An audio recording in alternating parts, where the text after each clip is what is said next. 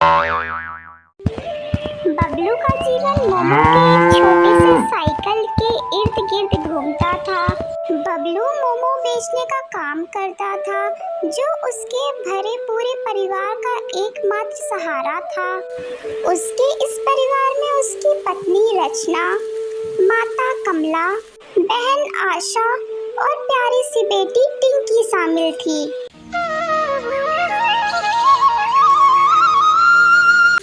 बबलू की पत्नी रचना हर सुबह बड़े प्यार से गर्मा गर्म मोमो तैयार करती थी। बबलू की बूढ़ी माँ कमला और छोटी बहन आशा भी उसके साथ काम में हाथ बटाती थी। रचना मोमो बनाने में जुट जाती, जबकि कमला और आशा उसे सब्जियां काटने में, आटा गूंथने में सहयोग करती थी। परंतु इतने सदस्यों के लिए केवल मोमो बेचकर इतने लोगों का गुजारा सिर्फ मोमो बेचने से चलाना मुश्किल था। इतने में बबलू तैयार होकर आता है। रचना, सारे मोमो तैयार हो गए हैं ना? हाँ, और साथ में लाल चटनी भी तैयार हो गई है। मैं इन्हें पैक कर देती हूँ, फिर आप इन्हें लेकर निकल जाना। बबलू बेटा, जब से रचना बहू आई है तब से तेरे मोमो ज्यादा बिकने लगे हैं। अरे माँ, रचना तो जादू कर देती है। वो ऐसे ऐसे अनोखे और स्वादिष्ट मोमो बनाती है। सच कहूं तो रचना ने हमारे मोमो में नई जान डाल दी है, जो मेरे बस की बात नहीं थी। और उसकी बनाई हुई लाल चटनी, उसकी महक और स्वाद, वाह, उसकी धमक तो पूरे इलाके में है। ग्राहक तो बस उसी चटनी के लिए मांग मांग कर घर ले जाते हैं। आप ठीक कह रहे हैं भैया, भाभी के हाथ के बने मोमो वाकई में लाजवाब होते हैं। मैंने ये मोमो कल अपनी सहेलियों को खिलाए थे। वे सब कह रही थी कि भाभी के हाथ के बने मोमो खाने। सिर्फ मोमो खाने से काम नहीं चलेगा आशा। अपनी सहेलियों से कह देना कि मोमो बनाने में मेरा हाथ भी बटाना होगा। तुम लोगों की बातों में कहीं मुझे देर ना हो जाए। रचना, जल्दी से मोमो पैक करके मुझे दे दो। रचना बबलू को मोमो पैक करके दे देती है। बबलू साइकिल पर मोमो बेचा करता था। साइकिल को लेकर शहर की गली गली में घूमा करता था और आवाज लगाकर अपने मोमो बेचा करता था। मोमो वाला आया, मोमो वाला, वेज मोमो, पनीर मोमो, फ्राइड मोमो ले लो, तीखी तीखी लाल चटनी के साथ मोमो का मजा ले लो। मोमो वाला आया, मोमो वाला। बबलू की आवाज सुनते ही बच्चे, बूढ़े, महिलाएं और नौजवान सभी उसकी साइकिल की तरफ दौड़ पड़ते हैं और उसके मोमोज खरीद कर खाते हैं। आपके मोमो का क्या जादू है भैया। मेरा बेटा अपने जन्मदिन के तोहफे में भी महंगे खिलौने नहीं, बल्कि आपके वेज मोमो मांग रहा है। कल से बस यही जिद पकड़े हुए हैं, इसलिए जल्दी से 2 प्लेट वेज वाले बना दीजिए। ये लीजिए बहन जी, आपके 2 प्लेट वेज मोमो। इसी तरह बबलू के मोमो चटपट बिक जाते और रात होने से पहले बबलू सारे मोमो बेचकर घर आ जाता।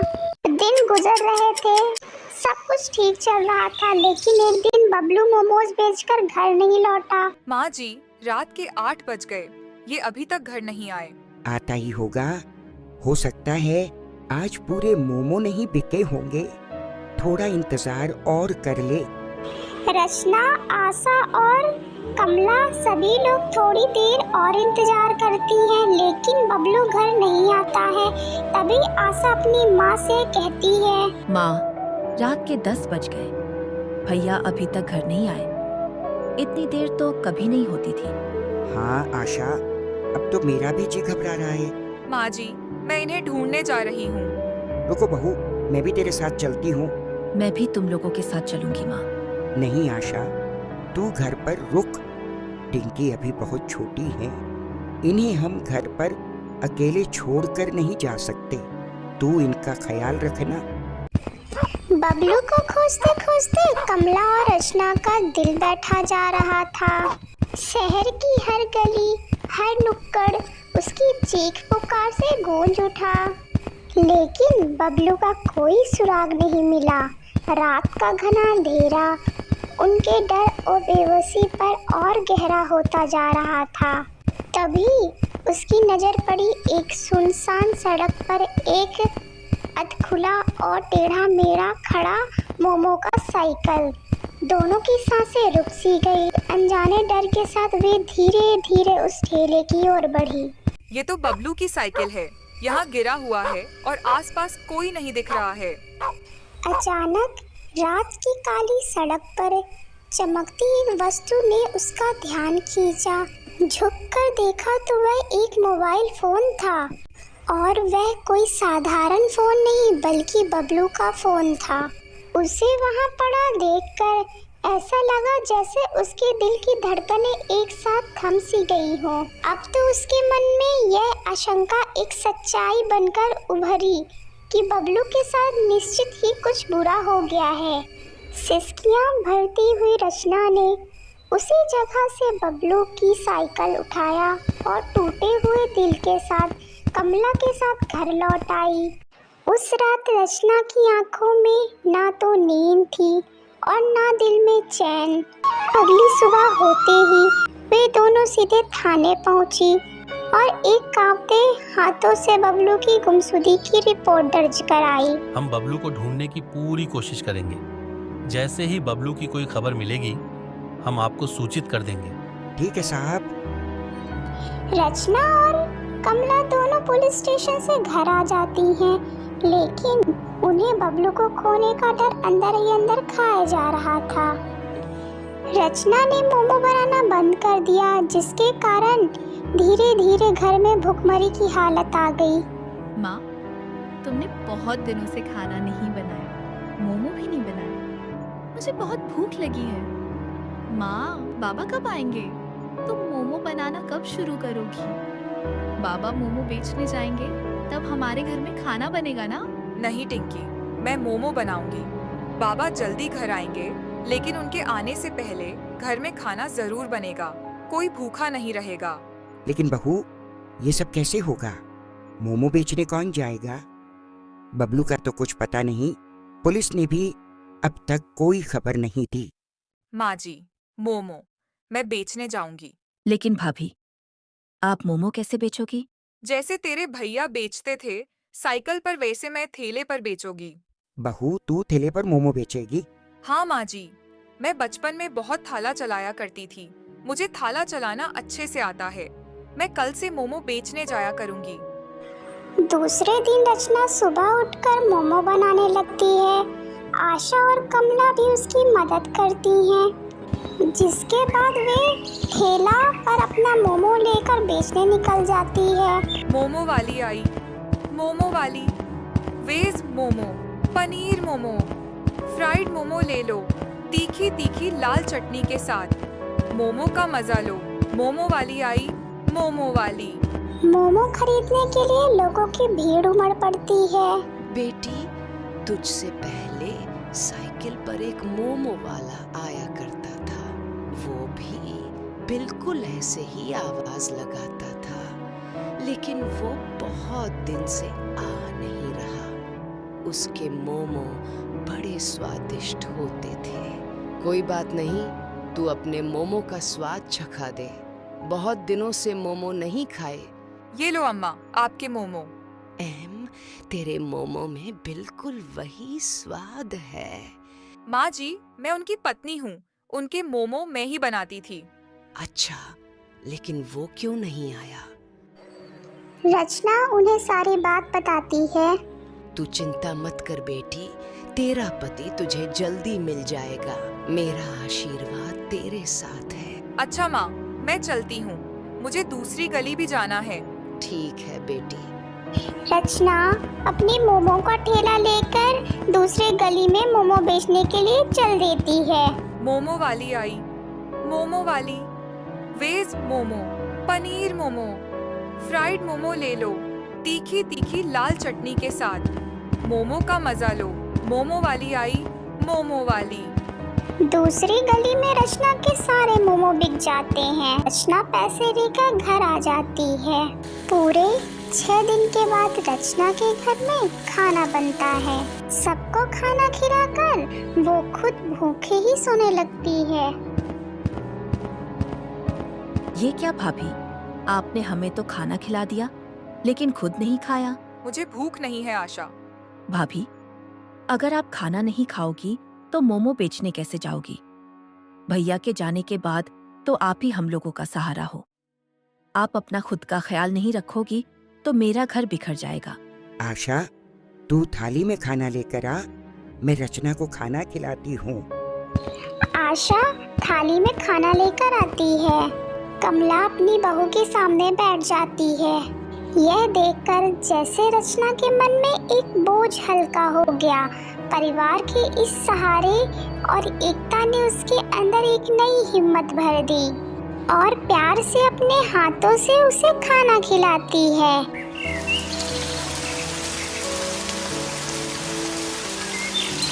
अगले दिन से ही उसने अपनी सारी उदासी और चिंता को किनारे रख दिया और ठान लिया कि अब घर को संभालना है और पहले से भी ज्यादा मेहनत से दुगने जोश के साथ मोमो बनाने लगी। तरह संघर्ष और उम्मीद के कई दिन बीत जाते हैं। एक दिन वो बूढ़ी महिला रचना को दोबारा मिलती है। तू बहुत दिनों के बाद मिली। मैं तुझे कुछ दिखाना चाहती हूँ। क्या दिखाना चाहती हैं अम्मा? मेरे साथ चल। रचना उस रहस्यमय बूढ़ी अम्मा के पीछे पीछे चल पड़ी। वे दोनों एक सुनसान और उजाड़ गली से होकर गुजरी जो गांव के बाहर घने जंगल की ओर जा रहा था। गली के किनारे कुछ टूटी फूटी और पुरानी हालत में पड़ी पुरानी झोपड़ियाँ। उन झोपड़ियों को देखकर लगता था कि यहाँ सालों से कोई नहीं रहता। चारों तरफ से जंगल का सन्नाटा और ऊंचे ऊंचे पेड़ों के काले साए जो एक अजीब सा डर पैदा कर रहे थे। बूढ़ी महिला ने रचना का हाथ पकड़ा और उसे अंधेरे में खड़ी एक जर्जर झोपड़ी की ओर खींच लिया। इन घरों में अब कोई नहीं रहता और इस घने जंगल के कारण यहाँ कोई आता जाता भी नहीं। लेकिन देखो, यहाँ का सामान अभी भी वैसे का वैसा पड़ा है जैसे कल की ही बात हो। मैं तो अपने लिए खाना बनाने की लकड़ियाँ चुनने आई थी, पर तभी इसी टूटी झोंपड़ी से ताजे मोमो की महक आई और इसलिए मैं तुझे यहाँ लेकर आई हूँ। रचना तेजी से झोपड़ी में घुसती है। हर दरवाजा बंद था, हर दरवाजे में ताला जकड़ा हुआ था। अभी एक आवाज ने उसे रोक दिया। उसने देखा पास ही एक लोहे का मोटा सरिया पड़ा हुआ था। रचना ने उस सरिये को उठाया और जोरदार बार से ताला तोड़ दिया। दरवाजा खुला और अंदर का नजारा देखकर उसका खून सूख गया। बबलू का मुंह बंधा हुआ था, आंखों पे पट्टी पड़ी हुई थी और हाथ पैर बांधे हुए थे। रचना ने कुर्सी से रस्सियां काटी और रचना बबलू को आजाद करती है। आप यहाँ आए कैसे? ये सब कैसे हुआ? रचना, यहाँ से भागो। इस खंडहर में कुछ खतरनाक डाकू छिपे हैं। उन्हीं ने मुझे पकड़ा था। वे मुझसे जबरदस्ती खाना बनवाते हैं। एक दिन तो उन्होंने मोमो भी बनवाए थे। उसी दिन मैं तुम्हारी आवाज रोज सुनता था। मैंने तुम्हारी आवाज पहचान ली थी। मैं रोज चिल्लाता, लेकिन ये पट्टी मेरी आवाज को दबा देती थी। प्लीज, हमारे पास समय नहीं है। वे किसी भी वक्त लौट सकते हैं। वे बहुत खतरनाक हैं और पूरे शहर और गांव को लूटने की साजिश रच रहे हैं। वे तीनों तुरंत वहां से भाग निकले। रचना और बबलू ने बूढ़ी अम्मा को उनके घर छोड़ा और दोनों पुलिस थाने गए और पुलिस को सारी बातें बता दी। पुलिस ने छापा मारकर उन डाकुओं को पकड़ लिया। उसके बाद सरकार ने तीनों को 1-1 लाख रुपए का इनाम दिया। बबलू और रचना ने इनाम के पैसों से एक छोटी सी मोमो की दुकान खोली। इस कहानी से हमें यह सीख मिलती है कि कभी हमें अपने जीवन में हार नहीं मानना चाहिए। ऐसी ही मजेदार कहानियाँ देखने के लिए आप हमारे कार्टून चैनल ओजी कार्टून चैनल को लाइक, शेयर एंड सब्सक्राइब करिए। धन्यवाद।